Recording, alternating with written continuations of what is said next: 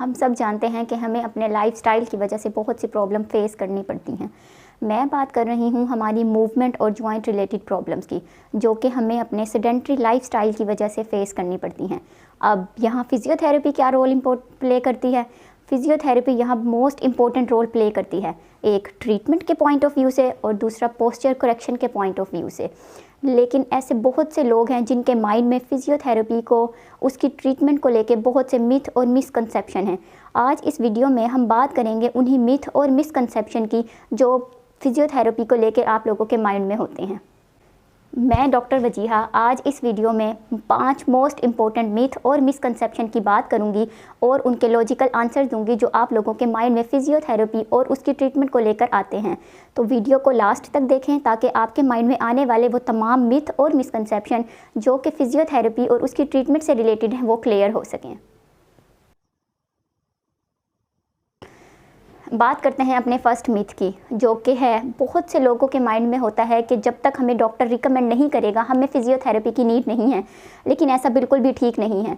बहुत सी प्रॉब्लम्स, हमारी movement related problems ऐसी होती हैं जो डायरेक्टली फ़िज़ियोथेरेपी अप्रोच से ठीक हो सकती हैं। उसमें हम डायरेक्ट फ़िज़ियोथेरेपिस्ट से कंसल्ट कर सकते हैं, वो हमारी प्रॉब्लम के बारे में हमें बहुत अच्छे से गाइड करेगा। अब डायरेक्ट फ़िज़ियोथेरेपिस्ट को अप्रोच करने से हम अपनी मूवमेंट रिलेटेड प्रॉब्लम की मुकम्मल गाइडेंस ले सकते हैं फ़िज़ियोथेरेपिस्ट से, और वो हमें उस प्रॉब्लम की डिटेल से डायग्नोज और ट्रीटमेंट बताएगा। आजकल फ़िज़ियोथेरेपी वैसे भी इतनी वैल्यू रखती है कि मोस्टली आर्थोपेडिक्स और बहुत सारे हॉस्पिटल्स में फ़िज़ियोथेरेपी को एज ए प्राइमरी ट्रीटमेंट भी यूज़ किया जा रहा है। सेकंड मिथ आता है कि बहुत से लोगों के माइंड में होता है, पेशेंट के माइंड में होता है कि फ़िज़ियोथेरेपिस्ट जितना ज़्यादा टाइम लगा रहा है हमारी ट्रीटमेंट करने में और जितनी ज़्यादा वो मोडेलिटीज़ और मशीन्स का इस्तेमाल कर रहा है हमारा ट्रीटमेंट उतना ही ज़्यादा अच्छा हो रहा है। लेकिन ऐसा बिल्कुल भी ठीक नहीं है।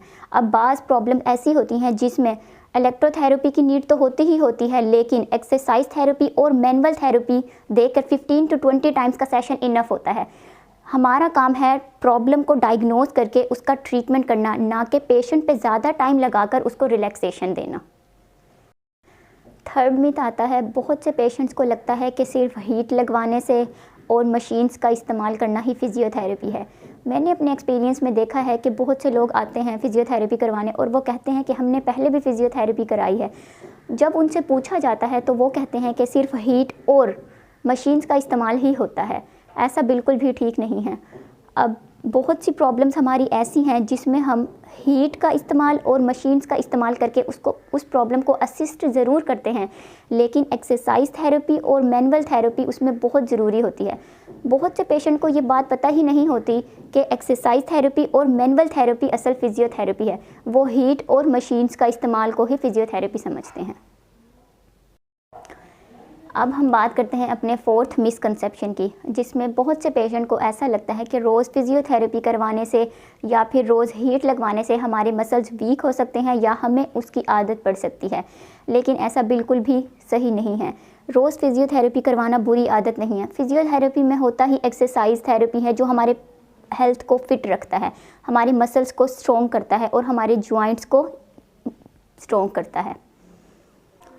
रोज़ फ़िज़ियोथेरेपी करवाना एक अच्छी आदत है, क्योंकि एक्सरसाइज थेरेपी की वजह से हमारे मसल्स और जॉइंट उसमें हेल्दी रहते हैं और एज़ यू नो अच्छी आदतें तो अच्छे रिज़ल्ट्स ही देती हैं। ऐसी बहुत सी प्रॉब्लम्स हैं जिनमें फ़िज़ियोथेरेपी की एक लंबे अरसे तक नीड होती है। तो क्या हमें लंबे अरसे तक फ़िज़ियोथेरेपी करवाने से उसकी आदत पड़ सकती है? नहीं, ऐसा बिल्कुल भी नहीं है। अब हमें कोई इश्यू आता है जिसमें हमें डॉक्टर रिकमेंड करते हैं कि ये मेडिसिन आपने 6 मंथ या 9 मंथ के लिए यूज़ करनी है, तो क्या 9th मंथ यूज़ करने के बाद हमें उसकी इतनी आदत हो जाती है कि 9 मंथ के बाद भी हम वो मेडिसिन यूज़ करते रहें? नहीं, तो ऐसा बिल्कुल भी ठीक नहीं है। अब हम आते हैं अपने लास्ट मिथ की तरफ, जो कि बहुत इम्पोर्टेंट मिथ है। ये आपके और मेरे माइंड में भी आ ही सकता है। इसमें क्या होता है, पेशेंट को लगता है जब तक हम फ़िज़ियोथेरेपी करा रहे हैं हमें रिलीफ़ रहेगा, लेकिन जैसे ही हम फ़िज़ियोथेरेपी कराना स्टॉप करा देंगे उसके बाद हमारी जो प्रॉब्लम है वो रीअकर हो जाएगी। तो ऐसा बिल्कुल भी ठीक नहीं है। अब एक फ़िज़ियोथेरेपिस्ट है, जब वो पेशेंट को डिस्चार्ज करता है, उसको डिस्चार्ज करने के बाद सबसे पहले उसको होम ट्रीटमेंट प्लान देता है, जिसमें बहुत सारी प्रिकॉशंस होती हैं, एक्सरसाइज होती है और ट्रीटमेंट प्रोटोकॉल होता है। अगर पेशेंट डिस्चार्ज होने के बाद घर जाकर वो एक्सरसाइज, वो ट्रीटमेंट फॉलो अप नहीं करता, तो जाहिर सी बात है उसको प्रॉब्लम दोबारा फेस करनी पड़ेगी। और उसके बाद पेशेंट कहता है कि फ़िज़ियोथेरेपी कराने का तो हमें कोई इफ़ेक्ट ही नहीं आया क्योंकि हमारी प्रॉब्लम तो वापस आ चुकी है। तो ये गलती आप लोग खुद करते हैं, क्योंकि जब फ़िज़ियोथेरेपी ने डिस्चार्ज करने के बाद आपको एक होम ट्रीटमेंट प्लान दिया है तो आपके ऊपर फ़र्ज़ है आप उसको फॉलो करें ताकि आपकी प्रॉब्लम दोबारा रीअकर ना हो। जी, तो ये थे 5 मिथ और मिसकंसेप्शन और उनके लॉजिकल आंसर्स। आई होप आपको वीडियो पसंद आई हो और आपके जो भी मिथ और मिसकंसेप्शन थे अबाउट फ़िज़ियोथेरेपी वो आपके माइंड से अब ख़त्म हो चुके हों। अगर वीडियो आपको पसंद आई हो तो उसको लाइक करें, शेयर करें और कमेंट करें। Thank you so much. Allah हाफिज़।